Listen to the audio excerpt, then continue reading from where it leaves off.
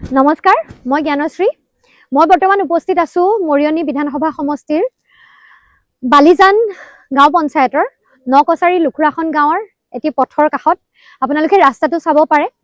এজন মানুহ কংগ্ৰেছ আৰু বিজেপি দুয়ো দলকে প্ৰতিনিধিত্ব কৰি 5 বাৰ মান এমএলএ হ'ল। ইমান দিনত আচলতে জীৱনৰ উন্নয়ন কৰবাৰ পৰা মানুহ কৰবালৈ গুচি যায়। ল'ৰা ছোৱালী জন্ম হয়, মেট্ৰিক হায়াৰ ছেকেণ্ডাৰী পাছ কৰি, ডিগ্ৰী পাছ কৰি, PhD কৰি চাকৰি পায়, কিবা হৈ যায়গে জীৱনৰ গতিপথ। এই ৰাস্তাটো তেখেতে ইমান দিনত বনাব পৰা নাই। আজিৰ দিনটোতো এয়া ৰাস্তাৰ অৱস্থা, এজাক বৰষুণ দিলে মানুহ খোজ কাঢ়িব পৰা অৱস্থা এটাত ৰাস্তাটো নাই। আৰু এনেধৰণৰ কথাবোৰত আচলতে তেখেতে শাসনাধিষ্ঠ দলটোৰে বাৰে বাৰে কংগ্ৰেছৰ দিনতো বিজেপিৰ দিনতো এমএলএ হৈ থাকিও এই কথাবোৰক কাণসাৰ দিবলৈ তেখেতৰ সময় নহল। নিৰ্বাচনৰ আগত তেখেতে বিয়া সকাম সবাহৰ ৰাজনীতি ঠিকেই কৰে, নিৰ্বাচনৰ আগত আহি ৰাইজক টোপটো ঠিকেই দিয়ে, কিন্তু মূল সমস্যাবোৰ সমাধানৰ ক্ষেত্ৰত দীৰ্ঘদিন ধৰি তেখেতে কোনো ধৰণৰ গুৰুত্বপূৰ্ণ ভূমিকা লোৱা ৰাইজে নাই দেখা।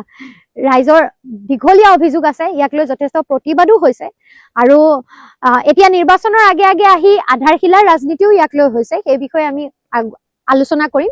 কিন্তু বৰ্তমান আপোনালোকক মই এই ৰাস্তাটো দেখালো।